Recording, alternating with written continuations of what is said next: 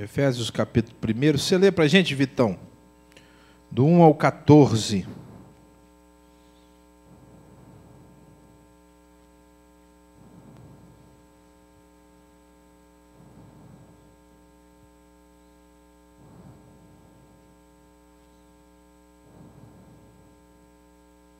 Pode ler.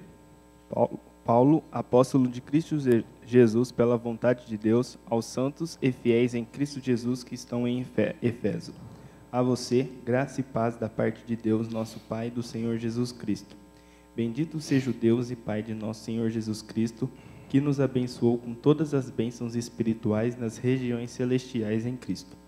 Porque Deus nos escolheu nele antes da criação do mundo, para sermos santos e irrepreensíveis em sua presença.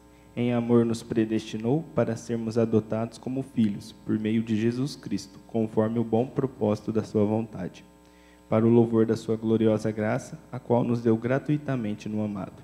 Nele temos a redenção por meio de seu sangue, o perdão dos pecados, de acordo com as riquezas da graça de Deus, a qual ele derramou sobre nós com toda a sabedoria e entendimento. E nos revelou o mistério da sua vontade, de acordo com o seu bom propósito que ele estabeleceu em Cristo. Isto é, de fazer convergir em Cristo todas as coisas, celestiais ou terrenas, na dispensação da plenitude dos tempos. Nele fomos também escolhidos, tendo sido predestinados conforme o plano daquele que faz todas as coisas segundo o propósito da sua vontade, a fim de que nós, os que primeiro esperamos em Cristo, sejamos para o louvor da sua glória. Quando vocês ouviram e creram na palavra da verdade, o evangelho que os salvou, vocês foram selados em Cristo com o Espírito Santo da promessa. Isso. Bem, amados, nós vamos terminar hoje o estudo, não esse tema, mas o estudo da palavra proorizo. Essa palavra grega. O que significa a palavra proorizo? Predestinação. Essa é a palavra grega para predestinação. E ela aparece na Bíblia, no Novo Testamento, 6 vezes.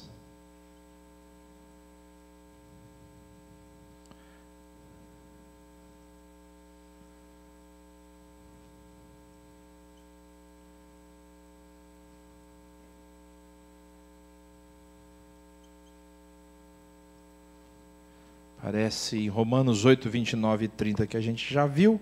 Aparece em Efésios 1, 5 e 11, que a gente acaba de ver hoje. Aparece em Atos 4, 28 e 1 Coríntios 2, 27.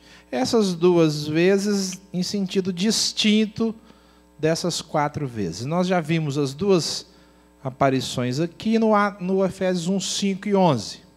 E vamos ver hoje, a partir do 11 até o final do texto, apesar de já termos visto um pouco na semana passada o finalzinho desse texto. O que é clara a definição de proorizo nesses textos? É que nestes quatro textos, a ideia de predestinação, na realidade a palavra predestinação não aparece hora nenhuma. O que aparece é o verbo, predestinou. Sempre vai estar ligado a um plano. E o plano sempre vai estar ligado a um objetivo. De forma que o Senhor predestina aqui não é a pessoa, mas é o objetivo para as pessoas. Então, nós não estamos lendo nesse texto bíblico absolutamente nenhuma doutrina de predestinação de indivíduos, de sujeitos, mas sim uma predestinação de alvo. Por exemplo, alguém lê lá, alguém não, abra lá, deixa marcado aí, abra lá em Romanos 8, 29. E o Vitão vai ler no microfone.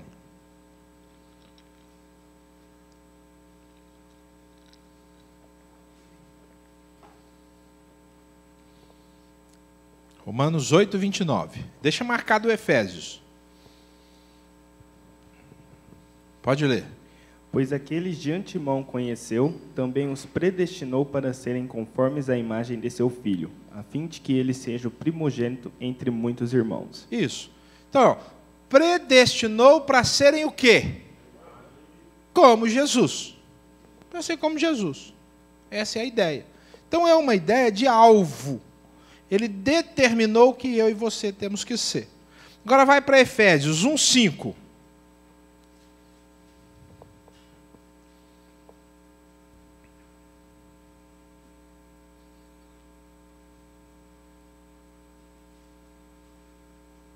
Pode ler, Vitão. Em amor, nos predestinou para sermos adotados como filhos, por meio de Jesus Cristo, conforme o bom propósito da sua vontade. Isso. Lá em Romanos, então, ele nos predestinou para sermos como Jesus. Aqui em Efésios, ele nos predestinou para termos relacionamento de filhos, que é o básico da fé cristã. O básico da fé cristã, o básico essencial é isso. A fé cristã é uma fé relacional. Se eu e você não entendemos a nossa filiação, nós não entendemos a fé. Nós somos religiosos.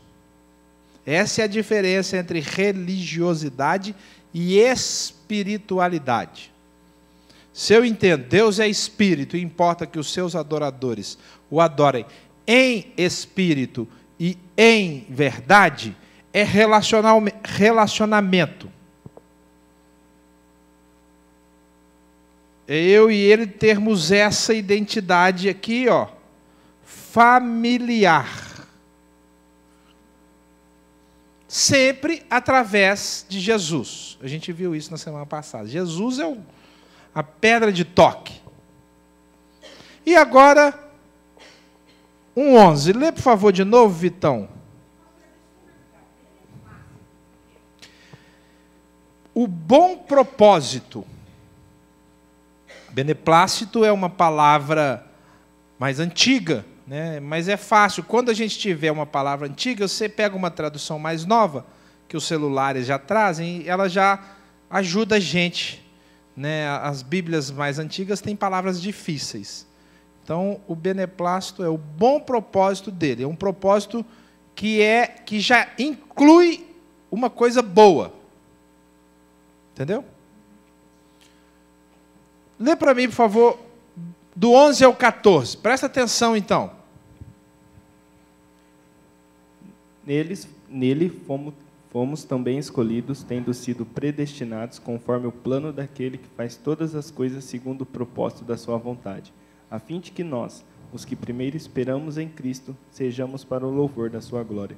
Quando vocês ouviram e creram na palavra da verdade, o evangelho que os salvou, vocês foram selados em Cristo com o Espírito Santo da promessa, que é a garantia da nossa herança até a redenção daqueles que pertencem a Deus, para o louvor da sua glória. Isso. Então veja bem, aí no versículo 11, não fala igual os outros lá, predestinado para adoção, predestinado para ser como Jesus, mas fala que é predestinado conforme o plano. Plano, não tem como fugir. Ideia de plano é ideia de alvo, ideia de objetivo. Existe um nome acadêmico para o evangelho no sentido do plano. O nome é teleológico. Então, o evangelho ele é teleológico. O que é isso? Ele trabalha com uma estrutura de objetivo. O evangelho não é um negócio que eu vou vivendo, assim, hoje está bom, está gostoso, amanhã eu caí, depois da manhã eu melhorei. Não. O evangelho tem um objetivo pré-definido. Por que você é cristão? Para que você é cristã? Onde você quer chegar? Quem está no cristianismo e não quer chegar em lugar nenhum é religioso. Entendeu? Não entendeu que é um plano. Nós fomos predestinados conforme o plano. E o que diz o plano? Nós vimos semana passada nesse texto. Quem estava semana passada aí, se usar pelo menos 3 neurônios, acerta. O que diz o plano? O plano é que Jesus seja o centro. Eu acho que é o versículo 10. Alguém leu 10? Hoje ainda.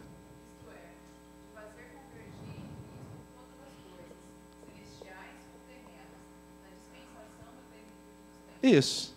Jesus é o centro. Quer ver? O isto é como é que chama isto é na sintaxe portuguesa? É uma o quê? É uma conclusão, né? Uma explicação. Lê o 9, que explica o isto é. Ou isto é explica o 9.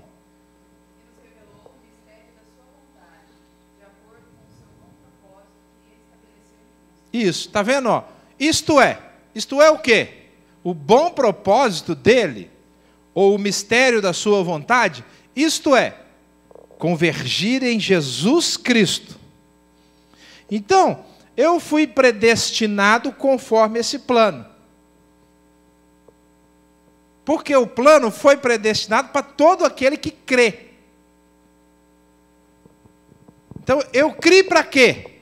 Para ser presbítero? Não, eu quero ser presbítero. Para ser diácono? Não, presbítero não quero. Eu quero ser diácono, que eu gosto de servir.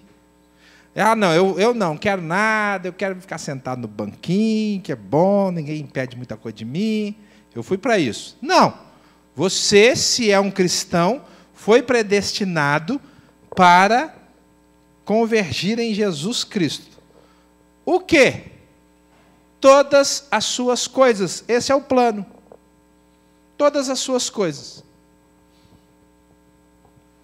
Então, o que o versículo 11 está dizendo é o seguinte.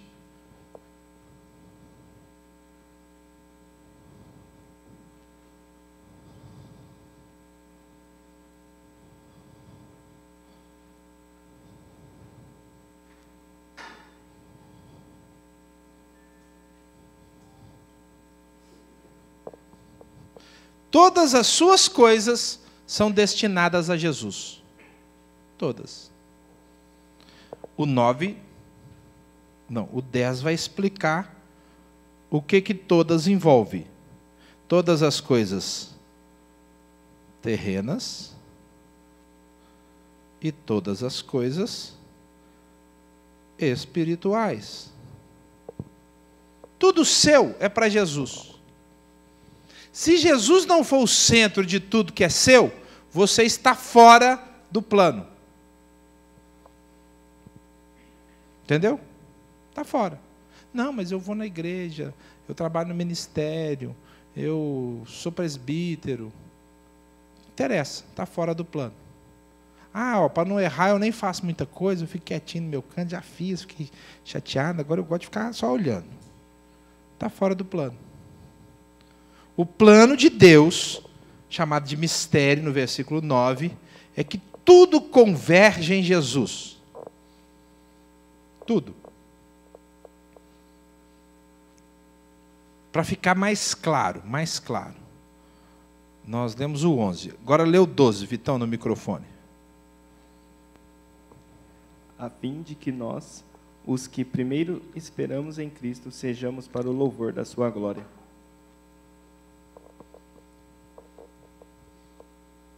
A fim de. Isto é uma conjunção explicativa. A fim de é o quê?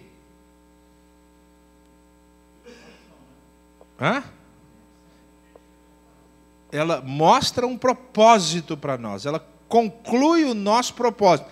A fim de diz para quê? Então, a gente existe para que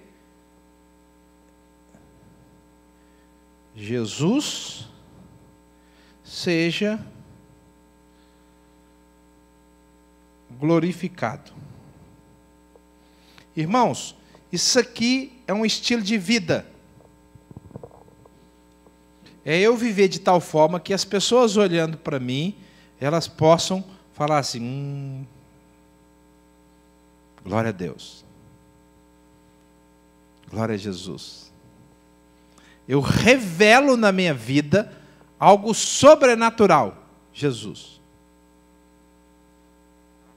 Só vai começar a acontecer se no meu coração, tudo que eu fizer, eu falar, Senhor, isso aqui é para a tua glória. Tudo que eu produzi é para a tua glória. Se eu não construir dentro de mim a ideia de que eu existo e faço para a glória de Jesus, eu vou fazer as coisas para o meu bem-estar. Eu vou fazer as coisas para a minha satisfação. E aí, ou eu vou ficar feliz e satisfeito, ou eu vou ficar frustrado. Porque, na realidade, eu fiz com esse objetivo. Não interessa se é trabalho, se é lazer, se é igreja. Não interessa.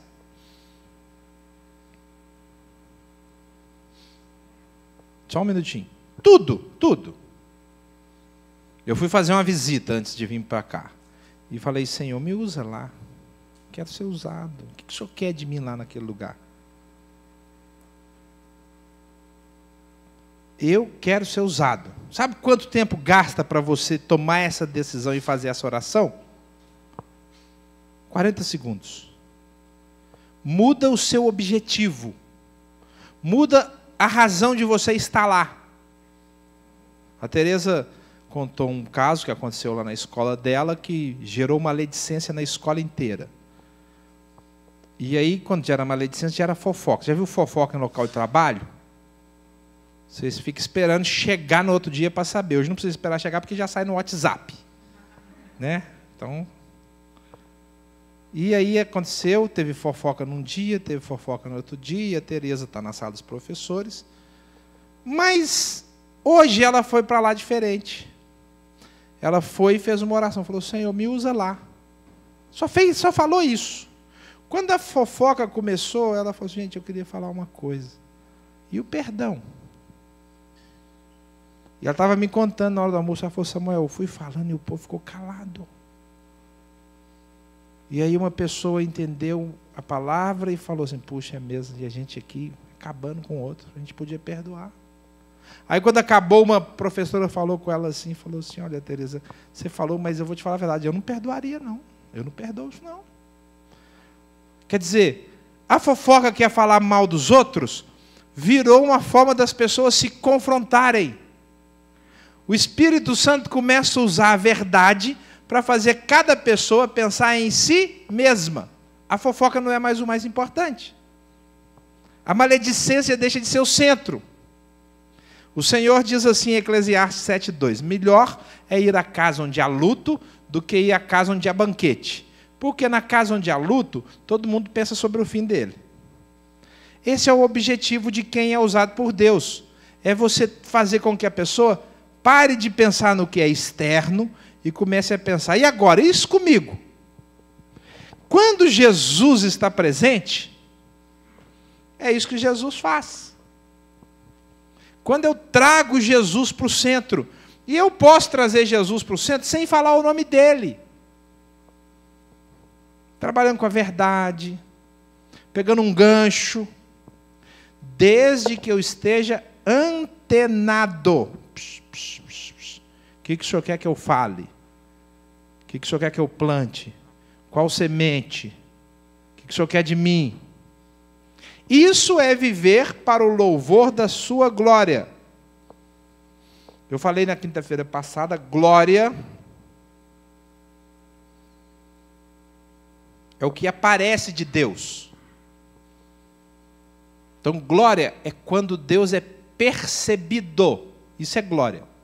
Deus não pode ser visto. Ele não é visível. Então, o que ele fez? Para que as pessoas pudessem percebê-lo, já que ele não pode ser visto, ele criou a glória. Entendeu? Então, a glória é uma criação de Deus, para que a gente perceba que ele está ali.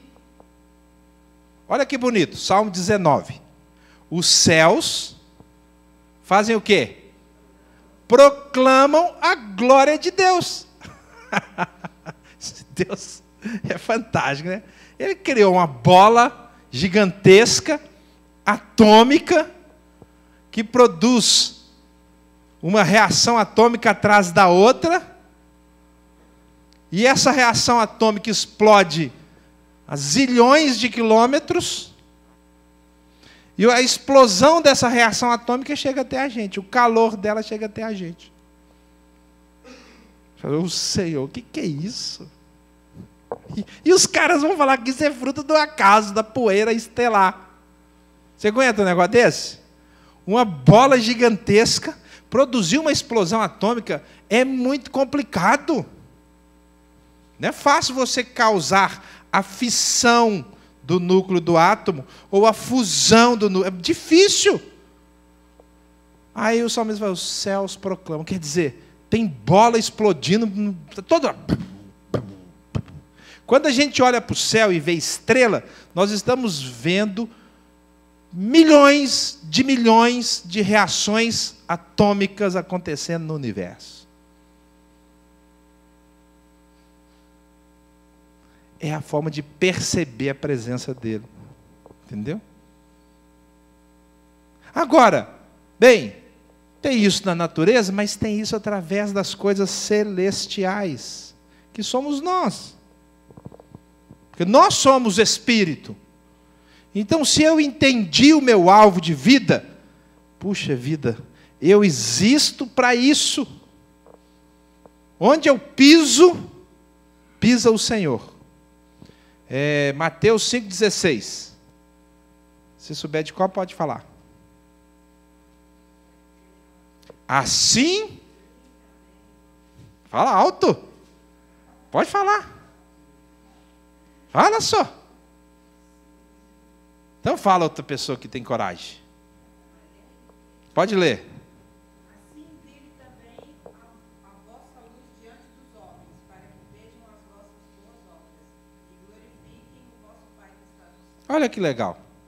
Você brilha, em vez da pessoa falar assim, puxa, Célia, você é o cara. Você, puxa, Célia, seu Deus é o cara. Porque eu não pego a glória para mim. Eu pego a glória e faço assim, ops, dou para o Senhor. Essa é a vida predestinada. Entendeu a diferença? Não é predestinado para ir para o céu, viver no céu, morar no céu. O céu não chegou para nós ainda, em termos de presença visível e real. Mas o estilo de vida já chegou. E o estilo de vida é viver conforme o plano. Para isso que eu fui desenhado, projetado. Fala, Marlene. Fala no microfone aqui do Vitão, faz favor.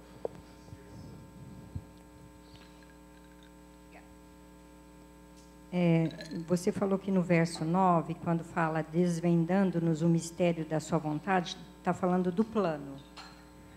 Paulo não está falando da inclusão dos gentios? Boa pergunta.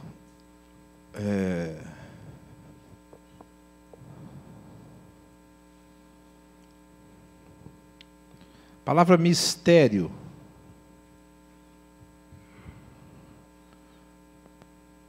no Novo Testamento, a palavra mistério é a palavra paulina, Paulo que escolhe essa palavra. Ela não tem o sentido que tem para a gente. O sentido de mistério para nós é alguma coisa que a gente não sabe. O sentido de mistério para Paulo é o sentido de algo que é conhecido.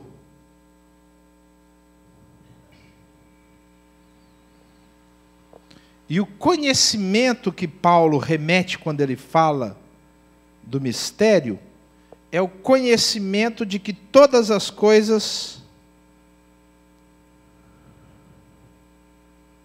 convergem em Jesus. Ele vai agregar, não nesse texto, a ideia que todas as coisas inclui a salvação dos gentios, porque ele vai falar isso em outra hora. as duas coisas são conhecidas, das quais a mais conhecida é a inclusão dos gentios, mais até do que Jesus. Porque a inclusão dos gentios é prometida antes mesmo de Abraão, mas claramente em Abraão. Paulo vai trabalhar a ideia dos gentios inclusos muito em Abraão, mas ele fala claramente que Abraão, na realidade, é o pai da fé, para mostrar que o pai da fé é maior do que o pai dos judeus. Filho de Abraão não é o filho judeu. O filho de Abraão é o filho que crê, que inclui o gentio. Então, a sua pergunta está correta, porque o mistério inclui o gentio, sim, que é para todo mundo. Mas inclui, antes dos gentios, a ideia de que os gentios são incluídos por causa de Jesus. Converte tudo em Jesus. Então, aí ele vai em outro texto falar assim, nele não há judeu nem grego. Homem, todo mundo está incluído nele. Tudo. Jesus inclui todo mundo. Mas o mistério, quer dizer, o que não é escondido, né, porque a palavra mistério às vezes traz essa ideia de que não pode contar. Não, o mistério para Paulo tem que contar. Jesus é o centro. E é o centro de todos. Todos estão dentro. Os gentios também. É uma família só. Isso vai ficar muito claro, porque nós vamos para Romanos provavelmente na semana que vem, e Romanos seria o texto que mais defende a ideia de predestinação. Mas a gente vai ler na semana que vem. Tá certo? Bem, estes textos que têm a palavra predestinou, não estão falando da doutrina da predestinação. Porque a doutrina da predestinação, como nós começamos a estudar lá em Agostinho, depois Calvino bebeu em Agostinho, é uma doutrina que está relacionada à salvação. Mas a ideia de predestinação não está relacionada à salvação no texto que tem essa palavra. Se a gente fosse escolher uma palavra para aplicar a doutrina de predestinação nesses textos, seria santificação. Se fôssemos, mas não precisa. Porque a predestinação é de imagem, é de identificação. Eu tenho que ser como Jesus. Eu não tenho opção. Eu tenho que ser como Jesus. Tem que ser santo. Seria a palavra mais próxima. Não salvação, mas santidade. Mas a gente tem que pensar, irmãos, e eu tenho batido nisso, é Jesus, é Jesus, é Jesus. É legal esse negócio, como é que o Espírito Santo trabalha com a gente, porque desde que eu comecei a estudar com vocês, né, então eu tenho mudado um pouco as minhas orações. E um dos domingos eu estava ajoelhado aqui orando na hora do culto, e o Espírito Santo me deu uma clareza de uma ideia que agora permeia a minha vida, tudo que eu faço, tudo que eu oro, tal, Samuel, o que você tem que fazer é glorificar Jesus Cristo. Você tem que glorificar Jesus Cristo. Orando aqui, daquele dia em diante, mudou a minha concepção de propósito no culto. Meu culto é para glorificar Jesus Cristo. Minha reunião, que eu estou participando de atividades políticas, é para glorificar Jesus Cristo. Hoje está tendo a convenção do partido que eu tenho acompanhado, assim, mais ou menos de perto. É o Gandini. Estou acompanhando de perto, né? Então, eu faço parte hoje do círculo de proximidade. E eu não pude ir lá, porque eu tenho aqui com vocês. Apesar de hoje ter um dia importante. Eu estou no grupo onde todos os candidatos a vereadores, os líderes da executiva participam. Aí eu mandei uma mensagem para eles assim, alá, apóstolo Paulo, eu não vou poder estar presente, mas já orei pela convenção, orei por vocês, e eu estou presente em espírito. Porque o meu trabalho ali não é só fazer com que um bom candidato ganhe, não é isso. Porque pode ser que ele não ganhe, ainda que eu queira. Eu tenho que mostrar que Jesus Cristo pode mudar a vida deles. Se ele ganhar ou não ganhar, não interessa do ponto de vista da vida eterna. O maior propósito nosso não é ter um bom prefeito, nosso cristão.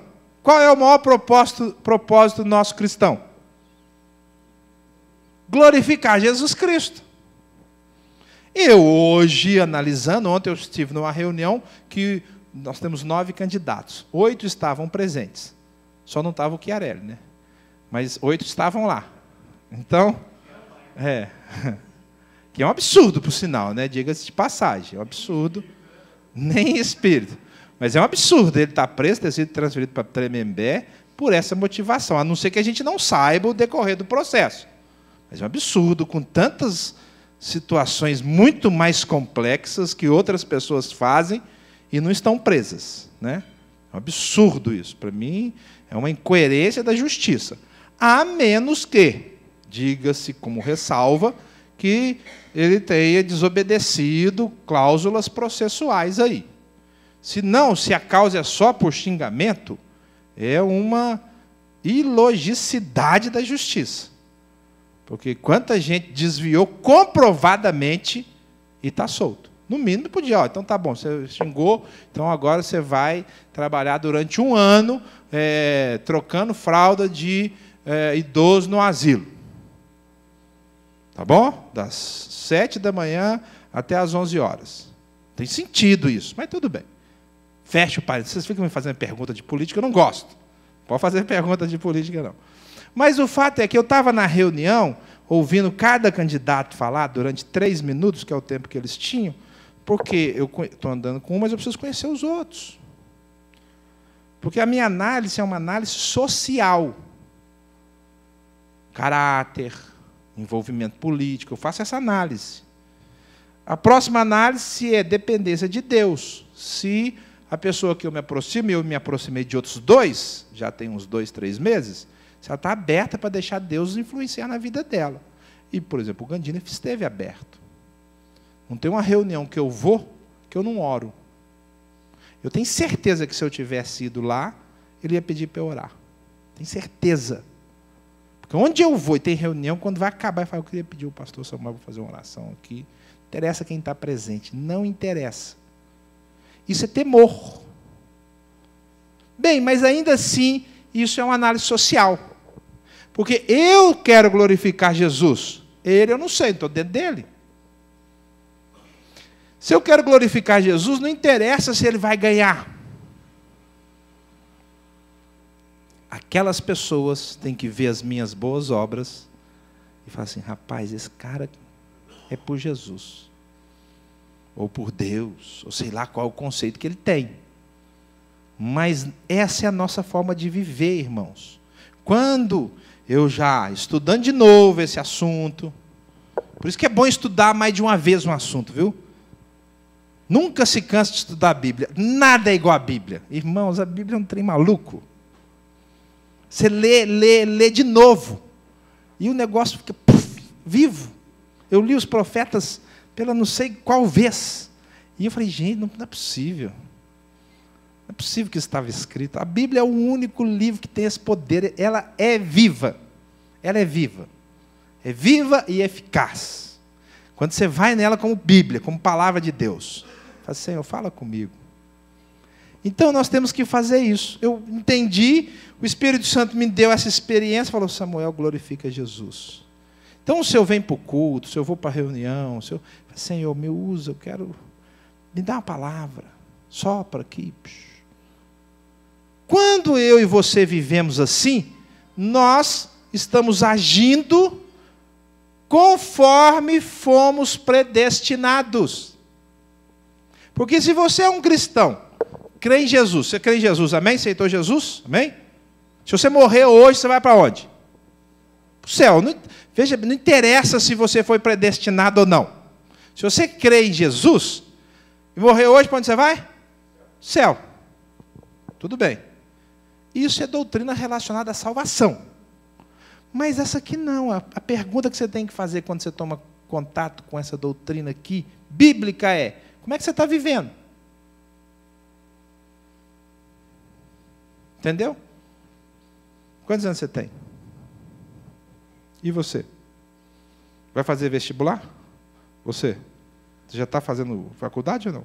Qual faculdade você está fazendo? Hã? Publicidade. Você vai fazer vestibular? Para quê? Fisioterapia. Então, nós temos aqui uma futura publicitária e uma futura fisioterapeuta. Para que você quer fazer fisioterapia? Ajudar os outros. E você, para que você quer fazer publicidade? Criar projetos e mais. Tudo bem, essa é a visão de qualquer ser humano. Ele faz alguma coisa para produzir uma ação, para se ficar feliz, melhorar a vida dos outros. O cristão predestinado, ele vai fazer fisioterapia, marketing, para glorificar Jesus Cristo. Jesus seja glorificado no exercício da minha publicidade e marketing. Vai continuar fazendo publicidade e marketing, vai continuar fazendo projeto, vai criar, mas glorifica Jesus. Vai fazer para a empresa Gnatos, que eles nem querem glorificar Jesus. Mas Deus nos coloca ali, naquele lugar, para Ele ser glorificado. Daniel, o profeta, é um profeta, homem de Deus. Mas ele vivia para glorificar o Senhor. Então o Senhor bota ele na política. Ele é um profeta na política.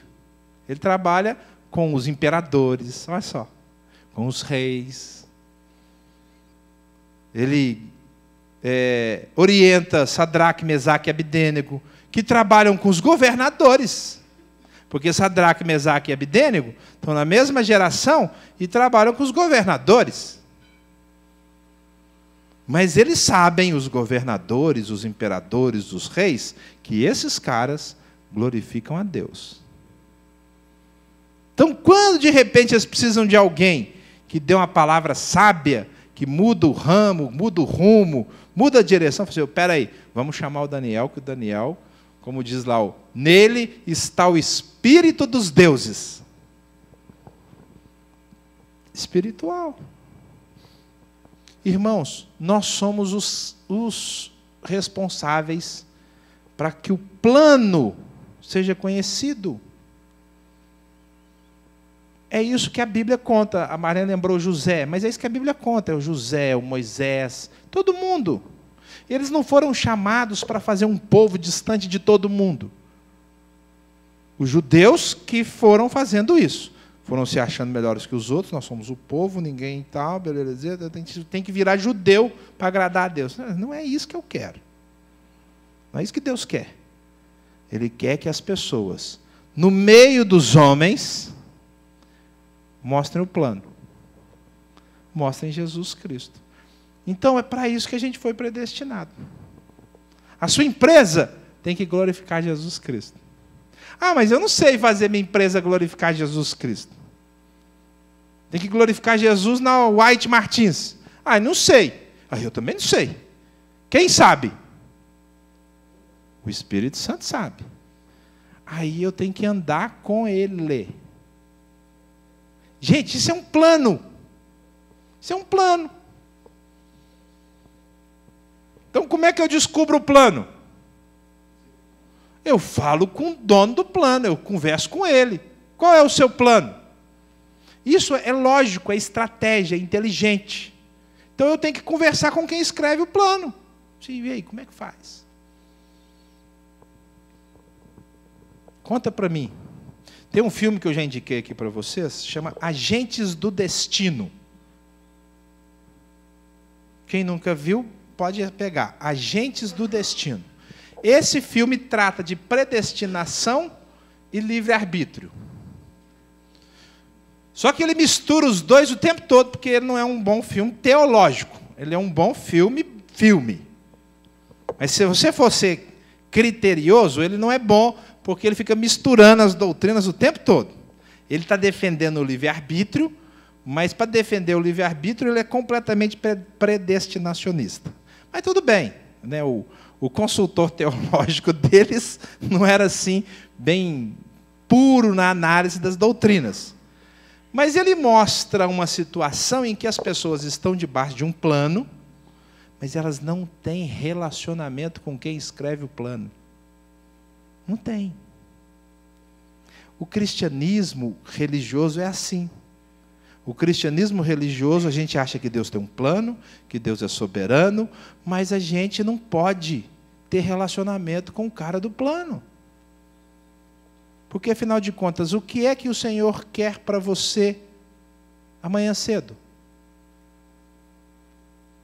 O relacionamento faz isso. Senhor, o que o Senhor quer de mim? Aí vai, não, eu quero isso, quero isso. Eu estava com uma pessoa, mas foi um trem fantástico. Eu estava com uma pessoa, não vou falar o nome porque está publicamente, numa reunião. Aí nós saímos, nós dois, cada um no seu carro, para outro lugar, para outra reunião. Aí no caminho, eu fui pensando, mas eu podia ter falado isso, não falei, puxa vida, eu devia ter falado isso. Nós estávamos indo os dois para o mesmo lugar. Aí falei, Senhor, eu pedi essa oportunidade, o Senhor podia me dar uma oportunidade para eu falar e corrigir, para melhorar o que eu tinha falado. Aí chegamos no outro lugar, eu cheguei, desci do meu carro, fui lá no prédio, pegar a credencial para entrar, sozinho.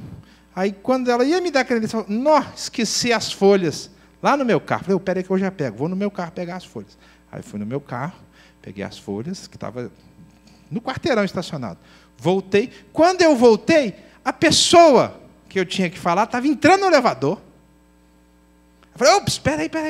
Peguei minha credencial, e nos 24 andares do prédio eu pude falar o que eu tinha que falar. Não depende do que está no coração, é a circunstância. O Espírito Santo quer revelar o plano para mim do que Ele quer fazer, e na próxima reunião, essa pessoa que vai dirigir a reunião precisa de saber esse conceito, que eu tinha esquecido. Ele me lembra, e Ele cria condição para que eu fale. Como é que eu percebo que é Deus? Se eu estou em comunhão com Ele. Aí o plano que vai revelar Jesus, que traz a sabedoria, fica claro para mim. Eu sei por que essa pessoa veio conversar comigo, eu sei por que a outra pessoa não veio, eu entendo o propósito de Deus. Deus começa a falar sobrenaturalmente. E aí, meus irmãos, ousadamente, eu quero desafiar vocês a começarem a viver uma vida de ousadia.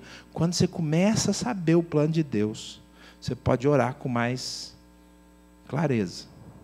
Você pode falar com a Grace, é o seguinte, Deus tem uma coisa para você, vai acontecer assim, assim, assim. Por quê? Porque o seu amigo que escreve o plano tem amizade com você a ponto de mostrar para você. Mas e se eu falar e não acontecer nada? Então a amizade tem que melhorar, entendeu? Você vai ver,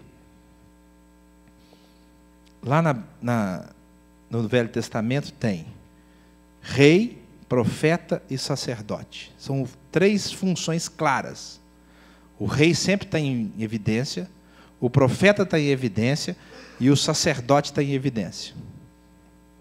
A vida veterotestamentária gira em torno dessas 3 funções: profeta, sacerdote e rei. Aí vem Jesus Cristo, que congrega as 3 nele, e aí vem a igreja. Qual que sobra hoje para a igreja? Profeta. Profeta. O profeta precisa estar presente, porque o profeta é que mostra para o povo o sobrenatural de Deus. Quando você ora com autoridade, quando você sabe que Deus está presente por sua causa. Irmãos, é um estilo de vida diferente. Eu falei isso. Você existe para glorificar. E você sabe que Deus vai empenhar o nome dele através da sua vida. Mas não pode ser uma vida qualquer, não pode ser uma vida de gente pecadora, sem vergonha, safada, entendeu? Não, eu falei assim, puxa, eu estou buscando a Deus. E eu sei disso. Quando você começa a não lembrar da última vez que você pecou, você está ficando bom.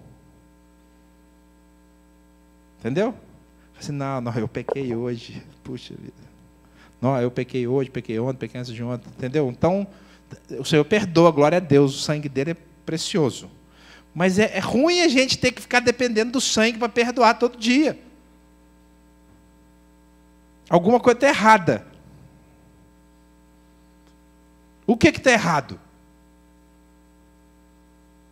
A gente não está vivendo conforme o plano. O plano inclui a nossa santidade. Você tem que ser como Jesus.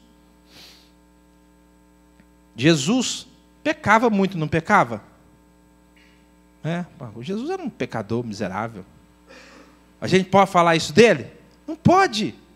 E ele veio viver aqui para mostrar que dá para ser assim. Dá para o Elon viver e não pecar.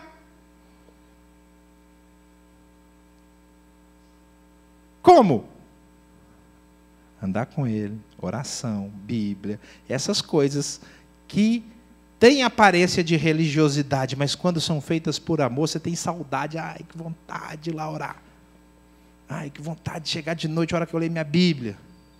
No meu trabalho, eu tenho uma hora de almoço, então eu almoço em meia hora, em vez de ficar meia hora dormindo, meia hora conversando, eu separo 15 minutos para orar. Aí os seus amigos que conversavam com você meia hora, falam assim, agora o cara tem que ficar orando 15. O que aconteceu com você? Por que agora, em vez de você ficar conversando, você fica 15 minutos orando? Assim, não, porque eu sei que vocês são importantes, mas Jesus é bom demais conversar com ele. Nós trazemos para o mundo a luz de Cristo, a glória dele. Tranquilo até aqui? 12:13. Posso apagar esse quadro? Tira a foto. E depois manda para mim.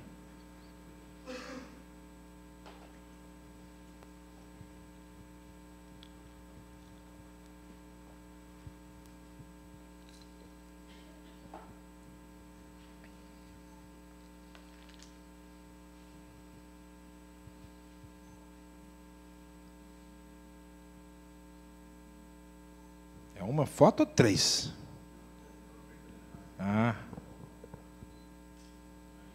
Beleza.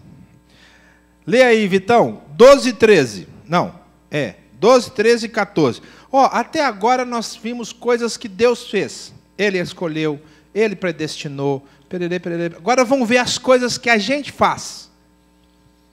A fim de que nós, os que primeiro esperamos em Cristo, sejamos para o louvor da sua glória. Quando vocês ouviram e creram na palavra da verdade, o evangelho que os salvou, vocês foram selados em Cristo com o Espírito Santo da promessa, que é a garantia da nossa herança até a redenção daqueles que pertencem a Deus, para o louvor da sua glória. É isso mesmo. Então vamos ver coisas que nós fazemos. Coisas que nós fazemos são da nossa responsabilidade. Então lê devagar. Vamos lá. Vai? A partir do 12, pastor? A fim de que nós, os que primeiro esperamos em Cristo, sejamos para o louvor da sua glória. Sejamos. Quando vocês ouviram e creram na palavra da verdade, ouvimos o evangelho que os salvou, vocês foram selados em Cristo. Ouvimos e cremos. Então veja bem.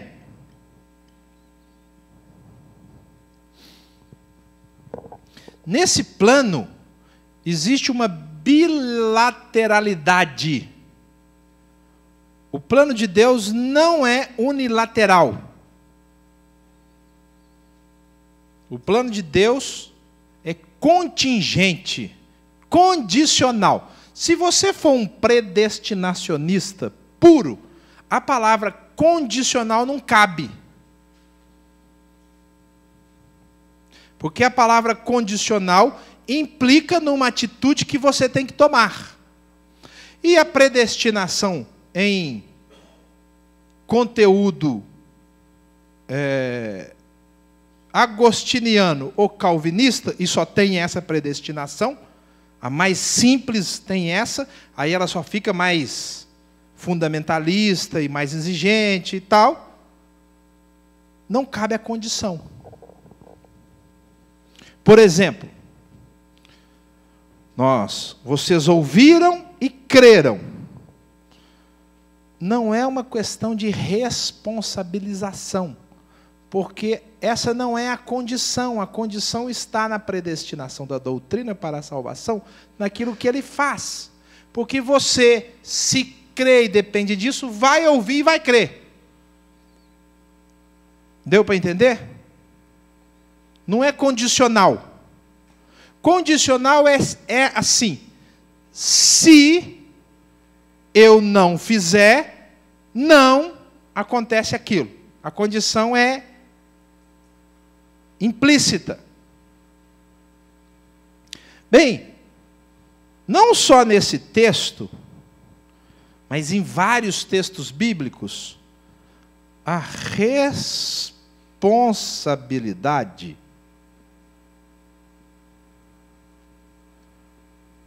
é uma condição. Quer dizer, se eu não fizer, não vai acontecer aquilo. Deu para entender? Vocês estão acompanhando meu raciocínio?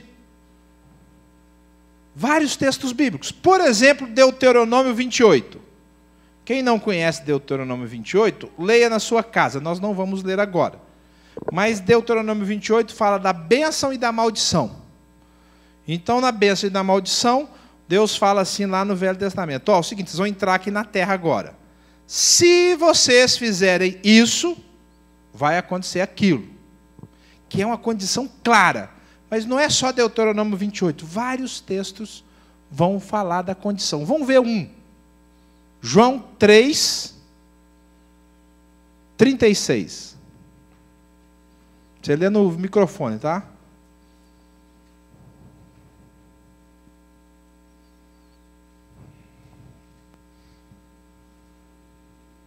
Quem crê no Filho... Espera aí, calma.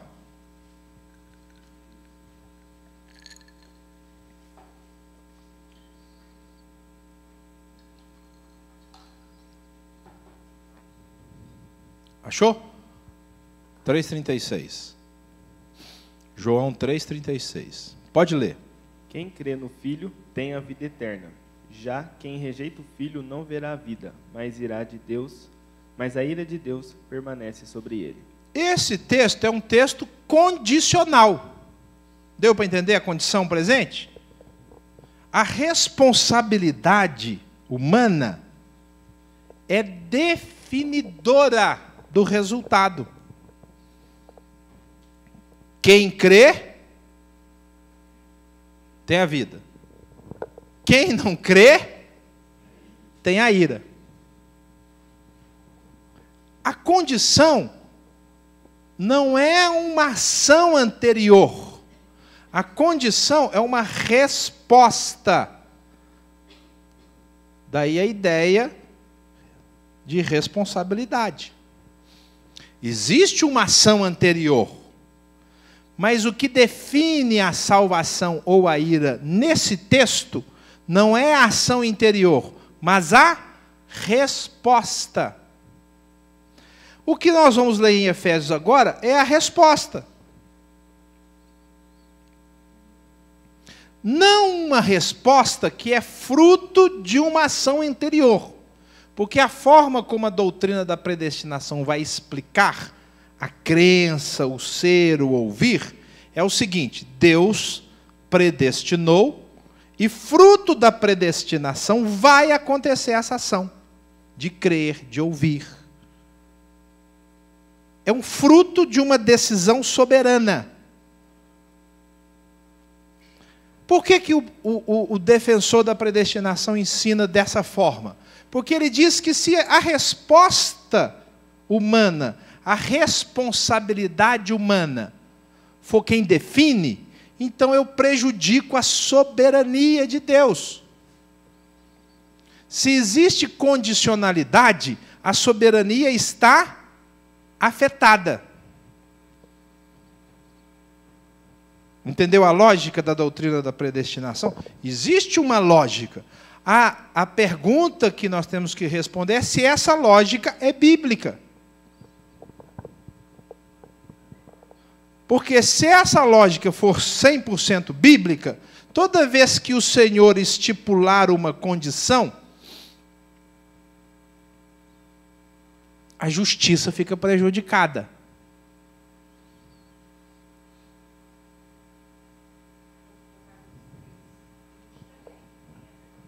Tem também, Apocalipse 3:20, a Marlene lembrou. Lembra Apocalipse 3:20?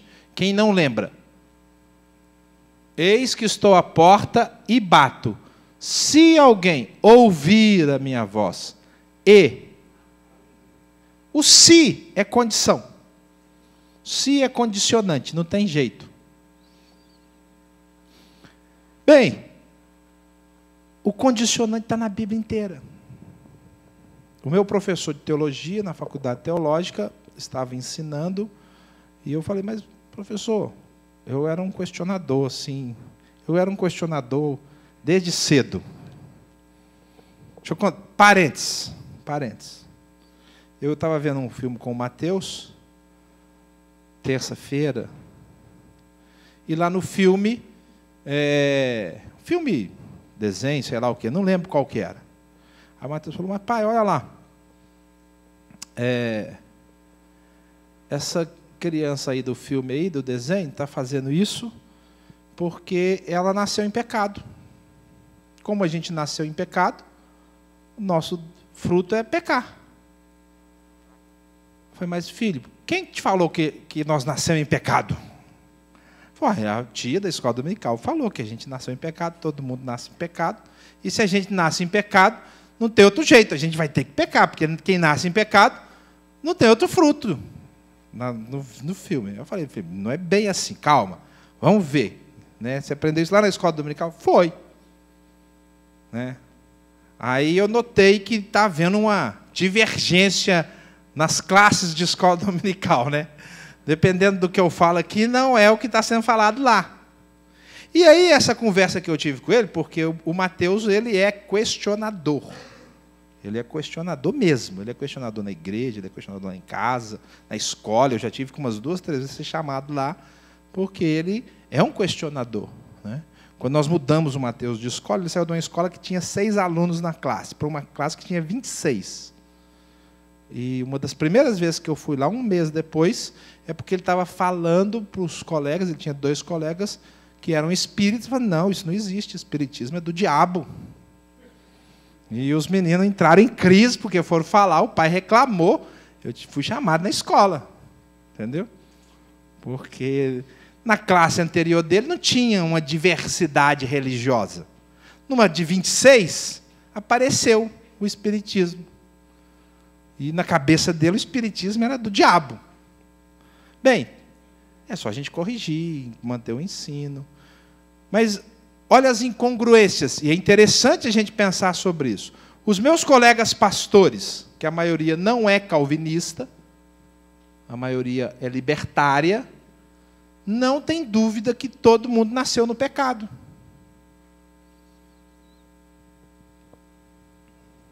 Que o ser humano nasceu no pecado. Agora, consistentemente, isso é que é um pensar consistente. Lógico, nós já falamos sobre isso, está gravado, tá?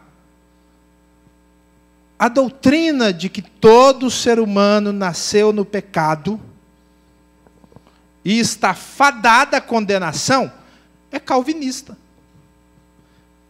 Meia calvinista, porque nem é totalmente calvinista. Porque alguns vão para o céu, apesar de todos terem nascido no pecado. O que já é uma incongruência lógica. Então, quando uma pessoa não estuda, gente, vocês estão de parabéns porque vocês estão estudando, mas o meu desafio é que não fique só com quinta-feira, 1h30 de estudo. Estude em casa, pega a Bíblia, vai ler, uma benção. Pede o Espírito Santo, ele fala com você. Eu não posso ter uma doutrina daqui misturada com essa daqui, eu tenho que ter uma lógica, senão eu não tenho consistência.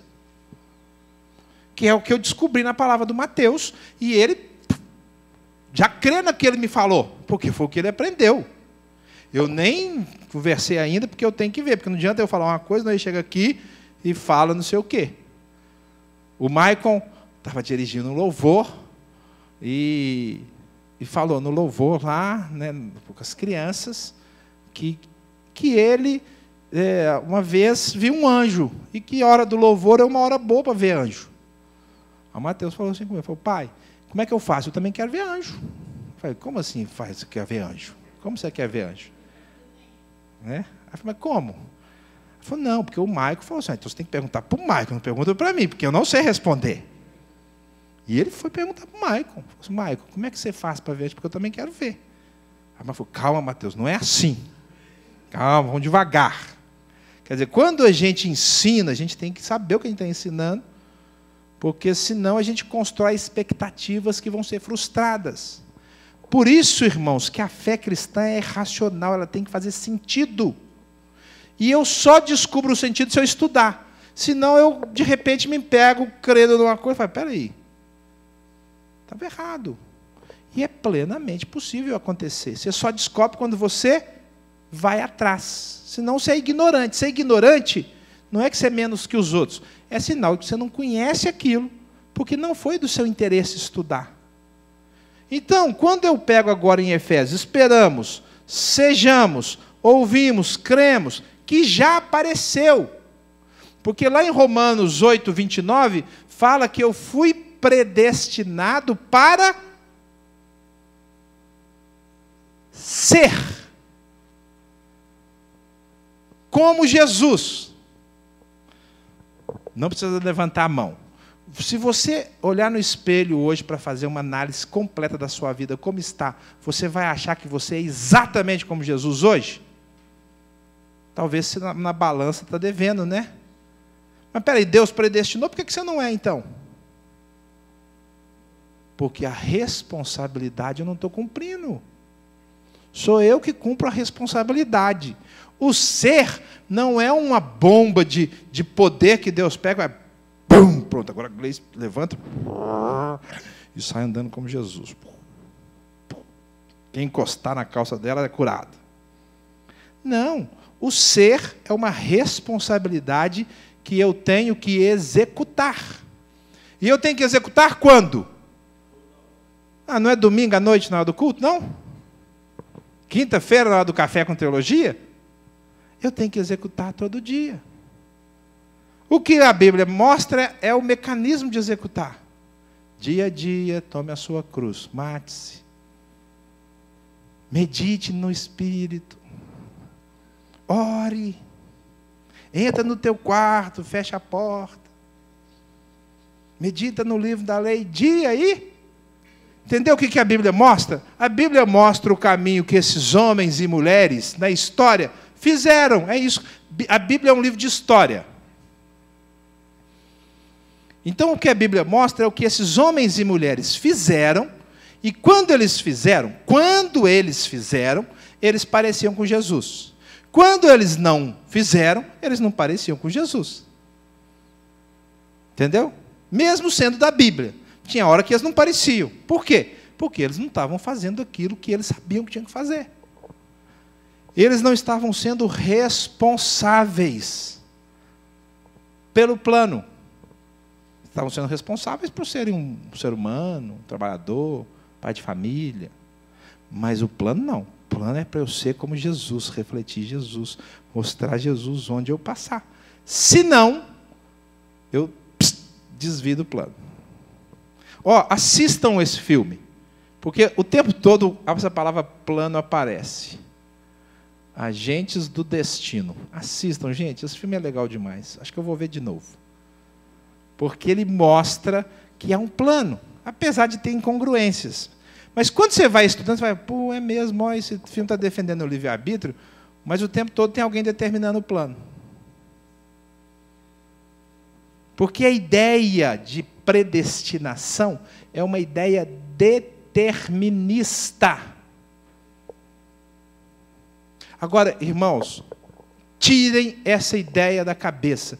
Deus não é determinista. Não é.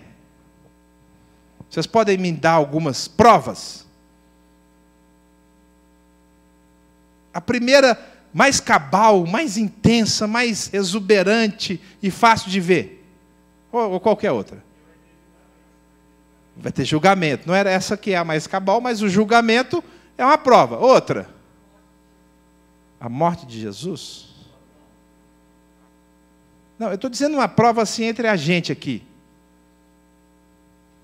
Que Deus não é determinista. É porque a gente peca. Entendeu? Quando você peca, é uma prova que Deus não é determinista. Eu só pude tratar do assunto que eu entendi que Deus queria que eu tratasse, porque eu tomei iniciativas. As minhas iniciativas permitiram que Deus fizesse a vontade dele. Agora, se eu não tomar iniciativa, não faz a vontade de Deus. Deus podia impedir a gente de pecar? Podia, se ele fizesse uma coisa só. O quê? Matasse a gente, só. Se ele não matar a gente, ele não pode impedir, porque ele já nos criou com a possibilidade de pecar. Entendeu? Mas ele não é responsável porque eu peco. Então, se ele falar assim, eu não quero que a Grace peque, então vou te matar, tá, Grace? Pum, pronto, ela não vai pecar mais. Pelo menos não aqui na terra, né? E nem no céu. No inferno eu não sei.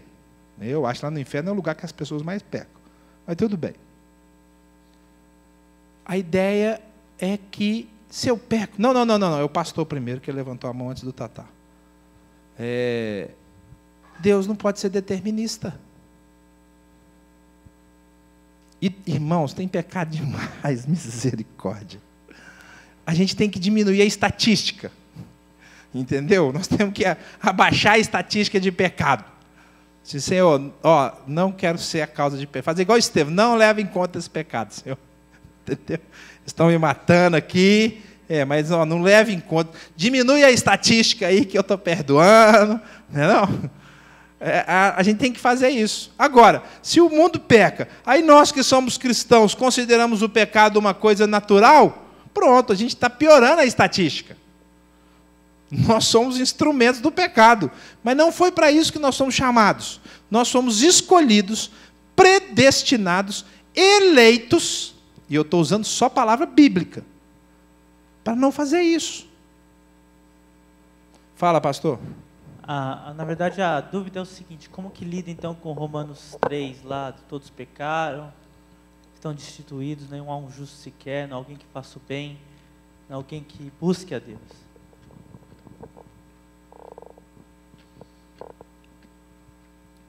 Do mesmo jeito que lida com esse versículo. O coração do rei está nas mãos do Senhor. Este, segundo o seu querer, o inclina. A lógica é a mesma. Qual é a lógica? É fácil. É fácil ver. Qual coração do rei está nas mãos do Senhor? O rei que coloca o coração dele nas mãos do Senhor. Porque quantos reis não fazem a vontade do Senhor? Vários. Então, essa mesma lógica aplica-se a Romanos. Nós vamos entrar em Romanos com detalhe agora. Mas é a mesma lógica. Num ambiente onde todos pecaram, não há nenhum justo. Agora, todo ambiente precisa todos pecarem? Existe a possibilidade de você ter um ambiente onde há um justo? Existe. Então o texto não é um texto determinista, que diz que todos os seres humanos pecaram. Porque, inclusive, esse texto exige uma responsabilidade. É diferente, é mais fácil falar dele do que falar assim, nasci no pecado, em iniquidade me concebeu minha mãe. Entendeu? Que nós vamos chegar nele também. Mas nesse pecado aí existe uma agência humana. Todos agiram pecando. Entendeu? Como é Romanos, a Mariana já lembrou, Romanos traz muito para a gente a ideia de um povo pecador. Paulo vai bater no povo pecador. Fala assim, gente, esse povo é miserável, não é possível. Eles viram tantas coisas, eles viram tanta graça, e ainda assim eles fizeram o quê? Pecaram. Então a gente vai vir com calma nesses textos, mas não é a ideia de que não há possibilidade de haver um justo. Pelo contrário, o que a gente vai ver lá no Velho Testamento é Deus querendo ver um justo. Cadê o meu justo? Cadê alguém que fica na brecha? Você entendeu? O que o Senhor quer é a justiça no meio da perversidade. Gente que não peca aonde todos pecam. Então é isso que a gente tem que pensar. A responsabilidade define isso. E a responsabilidade agora em Efésios. Nós que esperamos em Cristo. Nós temos que ser para o louvor da glória dEle. Se eu não sou para o louvor da glória dEle, não é porque o plano falhou. Sou eu que não estou sendo. Nós que ouvimos e cremos. Se eu pego João 3,36, quando eu creio, eu tomo uma decisão.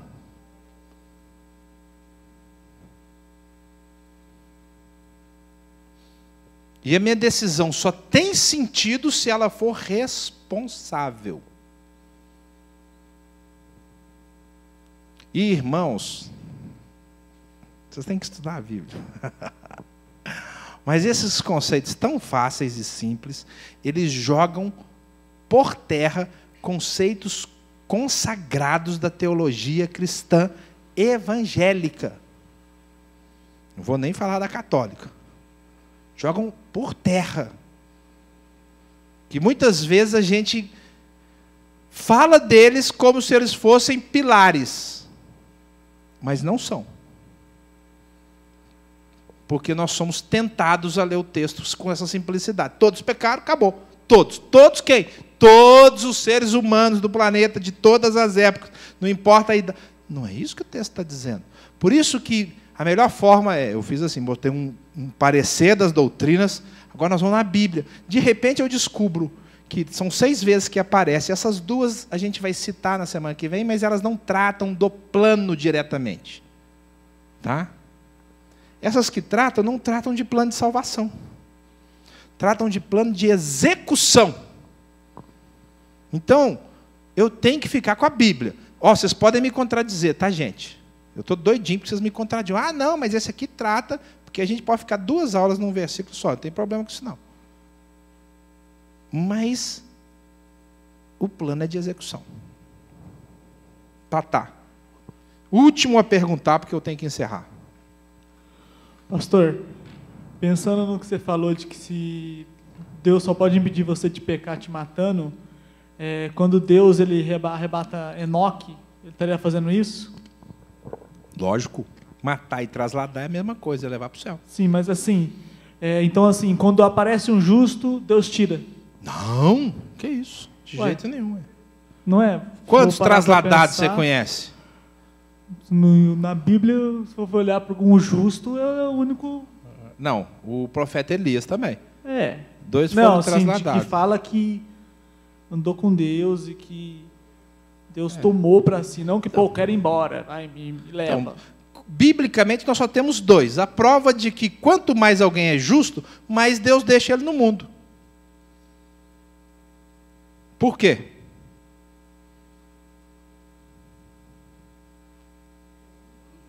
Para servir de luz, é lógico. O problema não é que tem pouco justo porque Deus tira do mundo, é porque nós queremos pouco sermos justos. É mais fácil a gente ser religioso do que justo. Porque religioso você pode ser com hora marcada e dia específico. Justo você tem que ser todo dia. Toda hora tem que ser justo. Eu vou ser duro aqui com um grupo de pessoas, mas como eu faço parte do grupo, então eu tenho tranquilidade. Entendeu? os obesos são injustos. Porque a justiça diz que você tem que controlar o que você come. Isso é justiça, é responsabilidade. Mas nós não conseguimos. Não consigo. Porque é difícil mesmo. O trem difícil. Não é fácil. Mas faz parte da responsabilidade, é responsabilidade pessoal. Né? A Juliana, lá no Encontro de Mulheres, usou esse versículo. Sobre você ter a responsabilidade de cuidar do seu corpo, qualquer que seja o cuidado. A injustiça é quando você não cuida de algo que você tem que fazer. Implica na sua forma de comer e implica na sua forma de investir no próximo. Quando é que você tem que investir no próximo? Todo dia, toda hora. Eu dei um curso no Expresso Riso, terça-feira, sobre espiritualidade, sobre a importância dele enxergar a espiritualidade quando ele vai fazer trabalho de doutor palhaço no hospital. Quando ele vai ser voluntário. Então, mostrei, dei o curso, entenderam, eles gostaram demais. Falei, beleza. Só que você vai embora para casa agora. Você vai esperar você formar no curso, ser voluntário para usar o que você aprendeu? Ou será que você não pode chegar agora e usar a espiritualidade com o seu marido? Com o seu filho? Com o seu pai? Não pode? Se é um exercício para eu usar com o enfermo que está deitado na cama, e eu vou investir naquele enfermo, porque o voluntário está fazendo isso, ele sai do conforto dele, ele paga para isso, visita o hospital, investe na pessoa. Espera aí, a justiça diz que eu tenho que investir no meu próximo que eu vou encontrar na minha casa quando eu sair daqui. Isso é justiça. Quem é justo é perfeito. E de repente a gente abre lá em Mateus e o Senhor Jesus diz assim: sejam perfeitos, como perfeito é o vosso Pai Celestial. Nossa, Senhor, puxa, que coisa difícil. O Senhor vai pedir para eu ser perfeito? Esse é o plano. Entendeu? O plano é que a gente seja perfeito, irrepreensível, santo, justo. Irmãos, essas palavras estão em falta na feira do mercado mundial? Né? Não acha. Se você procurar na feira do mercado mundial, gente perfeita, gente santa, gente justa, 100% honesta, está em falta. Na igreja tinha que estar sobrando. Porque nós somos predestinados para sermos assim. Falar a verdade, não enganar. Esse é o plano de Deus para nós. Nós temos que ser como o Senhor. E aí a gente, sendo justo, Deus vai deixar a gente no mundo. Talvez o mundo mate a gente. Senhor, eu não quero esse cara não, esse cara é muito justo. Aí Deus tira a gente do mundo. Entendeu? Agora, irmãos, é tão engraçado, né? Isso eu estou olhando do ponto de vista nosso. Mas quando de repente você abre a Bíblia, você vê que às vezes Deus mata uma pessoa para não pecar muito. Olha que trem maluco. Mas aí nós já estamos entrando numa outra esfera da teologia. E é possível enxergar isso na Bíblia, e quando a gente vê isso, a gente vê, puxa vida, não é que Deus faz assim? Quer ver? Sem entrar na morte, mas tem um pecador miserável, safado na igreja, que não quer parar de pecar. E ele não só quer pecar, mas quer que o pecado dele seja público. E quer ensinar que pecar é coisa boa. A Bíblia manda fazer o que com ele? Entregar para Satanás o miserável. Só entrega para o Satanás. Para quê? Para ele ir para o inferno? Para ver se ele, lá no meio do Satanás, que é o cara do pecado, ele fala, nó, que burrice é minha. Opa! Deixa eu correr para o Senhor. Até lá tem a justiça, mas às vezes vai levar para a morte. Ceia.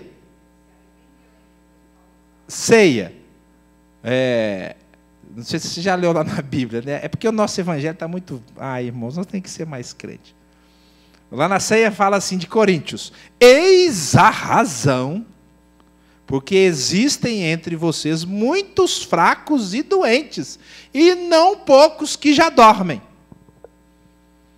Qual é a razão de ter fraco, doente e gente morta? É que eles estavam participando da ceia sem viver a unidade. Aí o Senhor ia lá e eles tinham o quê? Discernimento dessa ação soberana de Deus, até de tirar a vida. Irmãos, é outra compreensão, misericórdia. Nós temos que buscar Deus, Eli. Viu, Emílio? Você tem que buscar Deus.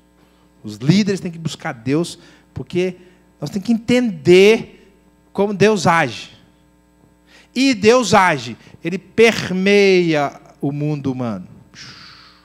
Permeia. Amém? Que Deus nos abençoe. A gente continua quinta-feira que vem.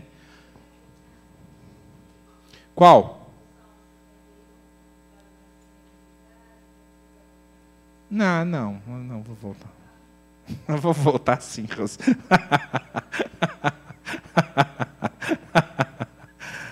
Depois a gente volta nele. Você pergunta aí se eu esquecer. Beleza? A gente volta nesse assunto. Vamos orar, irmãos. Pedir que Deus nos leve para abençoarmos pessoas. Você vai encontrar com gente quando você sair daqui?